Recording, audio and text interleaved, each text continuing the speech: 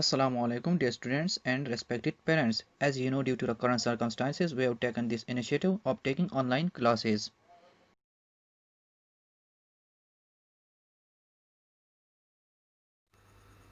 Pitch and quality of sound. Pitch sound की वो खसूसियत है जिससे हम किसी भारी और बारीक साउंड में फ़र्क कर सकते हैं। पिच साउंड की फ्रिक्वेंसी पर मुनहसर होती है। ज़्यादा पिच से मुराद हाई फ्रिक्वेंसी है। औरतों और बच्चों के साउंड की फ्रिक्वेंसी मर्दों के साउंड की फ्रिक्वेंसी से ज़्यादा होती है, इसलिए औरतों और बच्चों के साउंड बारीक होती है और उसकी पिच ज़्यादा होती है। पिच और फ्रिक्वेंसी के दरमियान ताल्लुक़ को फिगर 11.8 में दिखाया गया है। क्वालिटी ऑफ साउंड की वो खसूसियत जिसकी वजह से हम एक ही बुलंद और पिच के दो साउंड्स में फ़र्क महसूस कर सकते क्वालिटी कहती है। अगर हम किसी कमरे के बाहर खड़े हो तो हम कमरे के अंदर से आने वाले पियानो और बांसुरी के साउंड्स के दरमियान आसानी से फ़र्क कर सकते हैं। ये उन दोनों साउंड्स की क्वालिटी के दरमियान फ़र्क की वजह से है। फिगर 11.9 में ट्यूनिंग फोर्क, बांसुरी और क्लैरिनेट से पैदा होने वाले साउंड्स के वेवफॉर्म्स को दिखाया गया है। इन तीनों साउंड्स की लाउडनेस और पिच एक जैसी है, लेकिन उनकी वेवफॉर्म मुख्तलिफ है।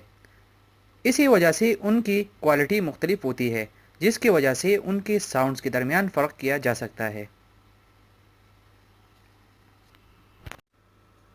Sound intensity level. Sound waves energy को साउंड पैदा करने वाले जिस्म से सुनने वाले जिस्म तक मुंतकिल करती है। साउंड की इंटेंसिटी साउंड वेव्स की एम्पलीट्यूड पर मुनहसर होती है। इसकी तारीफ यूँ की जाती है कि साउंड की सिमत के आमोदन रखी हुई यूनिट एरिया से फी सेकंड मुंतकिल होने वाली एनर्जी साउंड की इंटेंसिटी कहलाती है।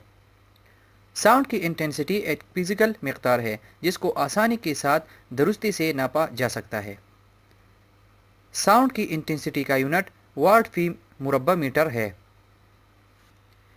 इंसानी कान 1.0 to the power -22 watt metre square की इंटेंसिटी से लेकर 1.0 वाट मीटर माइनस स्क्वायर तक की इंटेंसिटी के साउंड्स सुन सकता है, मगर 1.0 वाट मीटर स्क्वायर की इंटेंसिटी की साउंड कान के लिए तकलीफ देह हो सकती है। काबिल समात और मध्यम साउंड की intensity 1.0 to the power -12 watt metre square है, जिसको रेफरेंस इंटेंसिटी के तौर पर लिया जाता है और उसे ज़ीरो बेल कहते हैं। इसका नाम साइंसदान अलेक्जेंडर ग्राहम बिल से मंसूब है। तजर्बात से साबित होता है कि साउंड की लाउडनेस सिर्फ साउंड की इंटेंसिटी पर मुनहसर नहीं होती, बल्कि इंसानी कान की सेहत या हालत पर भी मुनहसर होती है। इंसानी कान बास इंटेंसिटीज़ के लिए बहुत हसास यानी सेंसिटिव, जबकि बास के लिए कम हसास होता है। साउंड की लाउडनेस साउंड की इंटेंसिटी के लॉगरिथम के डायरेक्टली प्रोपोर्शनल होती है, यानी L directly proportional to log L। K को प्रोपोर्शनलिटी की जगह पर कांस्टेंट लिया जाता है, जिसके बाद L = K log L बन जाएगा। रिफ्लेक्शन ऑफ साउंड यानी इको, जिसको हम गूंज भी कहते हैं। जब हम किसी ऊंची इमारत या किसी पहाड़ की रिफ्लेक्टिंग सतह के करीब ताली बजाती है या ऊंची साउंड में चिल्लाती है, थोड़ी देर बाद हमें वही साउंड दोबारा सुनाई देती है। ऐसा होता है। ये साउंड जो हम थोड़ी देर बाद सुनते हैं उसे गूंज यानी इको कहते हैं, और उसकी वजह पहाड़ या ऊंची इमारत की सतह से साउंड की रिफ्लेक्शन है। जब साउंड किसी मीडियम की सतह पर पड़ती है तो वो पहले मीडियम की तरफ वापस लौट आती है। इस अमल को साउंड की गूंज या रिफ्लेक्शन कहते हैं। मुशाहिदे से साबित हुआ कि हमारे दिमाग में साउंड का एहसास 0.1 सेकंड तक रहता है।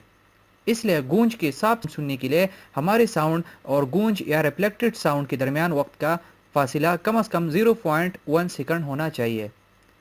अगर हम साउंड की स्पीड रूम टेम्परेचर पर 340 मीटर पर सेकंड ले तो 0.1 सेकंड के बाद गूंज सुनाई देगी। इस तरह साउंड के पैदा होने से किसी भी सतह से रिफ्लेक्टेड होकर वापस आने तक का फासला 340 मीटर पर सेकंड मल्टीप्लाई 0.1 सेकंड = 34 मीटर होगा।